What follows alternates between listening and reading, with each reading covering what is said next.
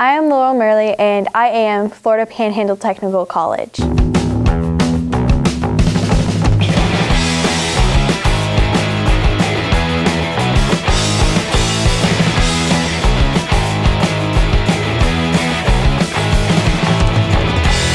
Whenever I was younger, I had heard about different things, and I had friends that had taken college, and they were like, well, if you are good at taking college and you're smart, you can get your degree whenever you graduate. I was like, that's really cool. I would like to do that. And I just aspired to do that some of the time. I was about 8. And so I moved around after that, and I came into this area, and I was really excited to, whenever I got into high school, to learn that we did have the dual enrollment program still.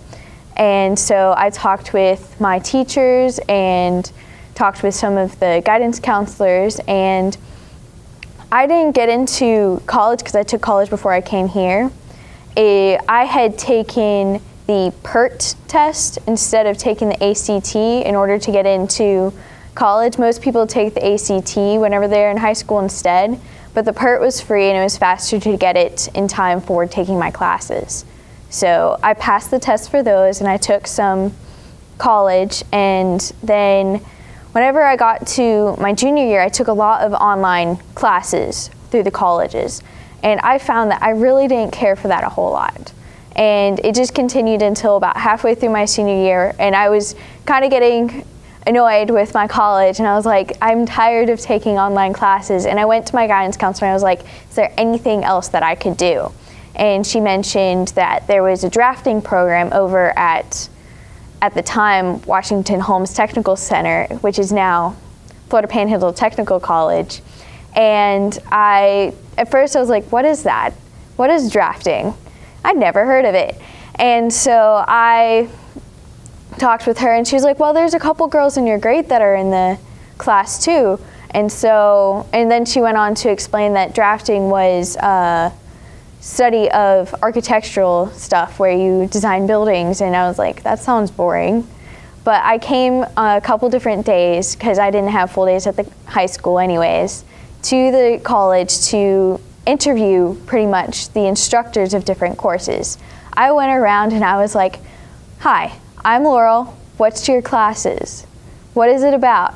And I went to the police department and I asked them, and they were like, there are 2 different courses that you can take here. There's the correctional part, and then there is the part where you're working in the prisons as a guard. And I was like, okay, what would you have to do that? And they explained it to me, and I felt like I had a good idea of what that program was about by the end of the interview. And then I went also to the computer class where they had the computers for the medical specialists and the front desk type people if you wanted to get a job in that field. And I talked with her, and that instructor told me that what I thought it was whenever I went to her, I was like, oh, so you just start learning about the medical stuff while you're working on the computer. And she was like, wait, hold up a minute. You have to first complete all your Microsoft certifications and computer certifications. I was like, okay. And then she was like, the second half of it is the medical part. This class takes about such and such time to complete, and if you're looking for something else faster or a different type of path, you might want to try talking to some of the other instructors. And so I moved from her, and I went up to the student services building, and whenever I went up there, they had a couple different forms with the brief overview over the different courses.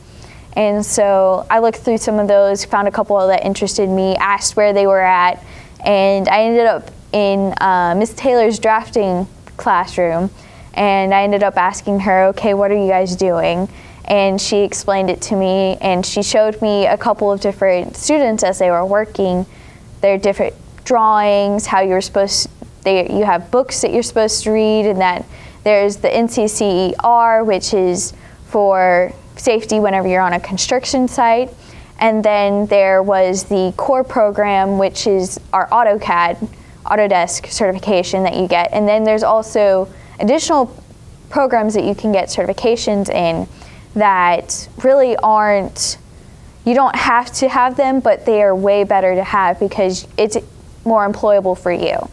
And so I'm probably going to end up finishing with my AutoCAD, with Inventor, and then also with SolidWorks because those are the programs that are most commonly used.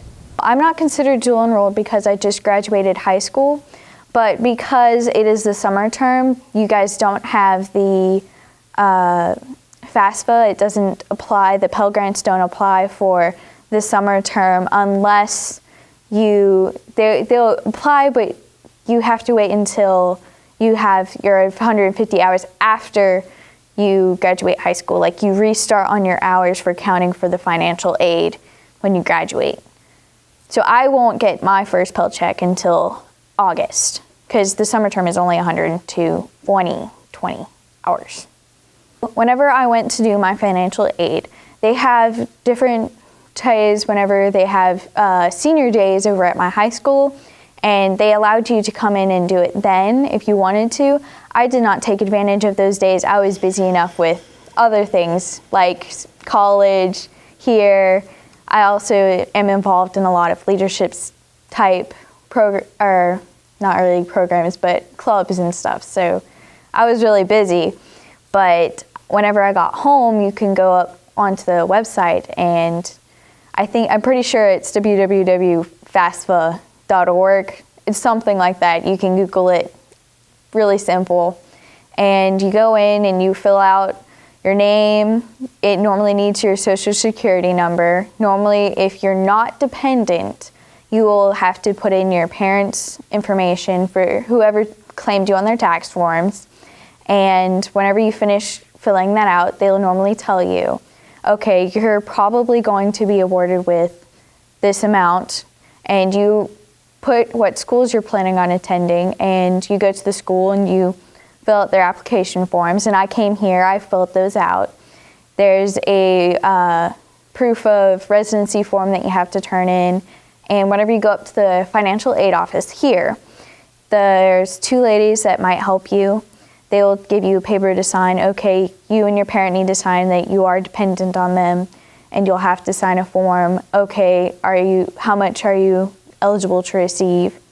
And for me, I was able to receive a full Pell scholarship.